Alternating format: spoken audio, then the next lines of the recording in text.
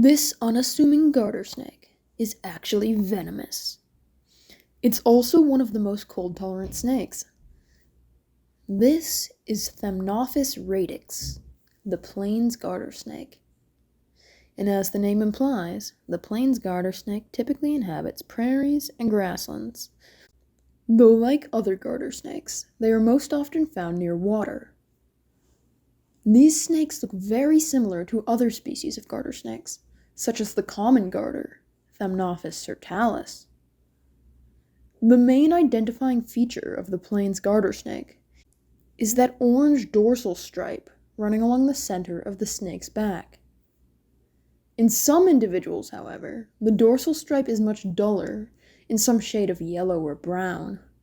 In these cases, note the dark stripes on the supralabials, which are the upper lip scales, in addition to the yellowish lateral stripes being on the third and fourth scales up from the ventral side, but not including the ventral scutes. I caught this small Plains garter snake in Calgary, Alberta, a location where they have been declining for a while now, and are now quite rare in the city. He's just a little one, but these snakes are described as medium-sized, and on average are roughly 3 feet, almost 1 meter, when at maturity. As previously mentioned, and like most garter snakes, the Plains garter snake is in fact mildly venomous, though they aren't dangerous to humans, as they lack the fangs required to inject venom. And even if they could pierce a human skin, their venom is so mild that in the worst case, a bit of mild swelling might occur. And it seems these snakes know they can't hurt you, as they rarely bite, even when picked up, though they will faint strike in an attempt to intimidate. But I've never actually been bitten by any garter snake species, though I've been told the garter snakes in Florida do often bite, but up here in the north, they don't as much it seems, though their close relatives, the Nerodio water snakes, are much more likely to. And as always, if you aren't 100% certain on the identification of a snake, do not pick it up.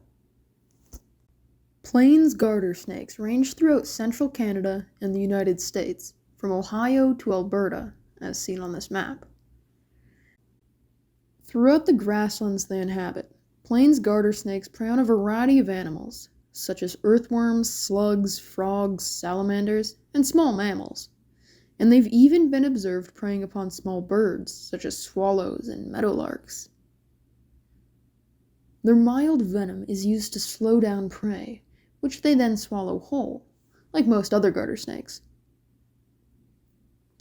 In addition, in locales where poisonous toads and newts form a large part of these snakes' diets, they may be mildly poisonous themselves, as they retain some of the bufotoxins from toads within their tissues. Though this phenomenon is not as well observed in this species as it is in the common garter snake. In turn, Plains garter snakes are preyed upon by mammals such as coyotes, raccoons, and foxes, in addition to birds such as crows, hawks, and owls, along with large fish, larger snakes, and other reptiles. Lots of people don't actually realize it, but snakes are actually lizards, as the suborder Serpentes, the snakes, is nested right in the center of the lizard phylogenetic tree within the Lepidosauria. And since you can't evolve out of a clade, snakes are lizards, for the same reason birds are reptiles.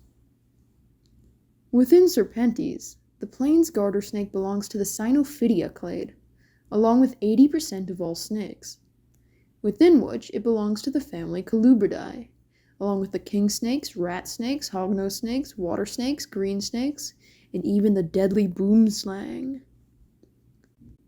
Within the subfamily Natricinae, the genus Thamnophis appears to be sister to the water snakes of the genus Nerodia. The genus Thamnophis contains all 35 species of garter snakes, with the common and the 2 species of ribbon snakes being the basal offshoot, and the remainder being split into 2 clades, a Mexican clade and a northern clade. Thamnophis radix, the Plains garter snake, belongs to the northern clade, and appears to be sister to Thamnophis butleri, Butler's garter snake, The Plains Garter Snake is one of the most cold-tolerant species of snake, ranging into northern Alberta, and has even been observed emerging from hibernation on warm winter days to bask in the sun. However, if you want to find one of these snakes, look in grasslands from April to October, as this is when they are the most active. Like other garter snakes, these guys gather in a hibernaculum, which is a rocky area or burrow beneath the frost line, where they slow down their bodies and undergo hibernation in the winter. Come spring, garter snakes begin to mate and communicate with the vomeronasal organ on the roof of the mouth via pheromones and tongue flicking. Males and females have distinct pheromones that allow others to locate them for mating.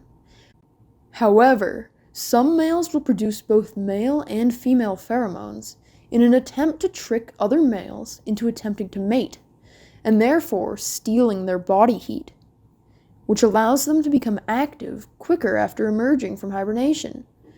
And this technique actually works, with males who produce both, on average, having more copulations. That means more offspring and more chance to pass on their genes.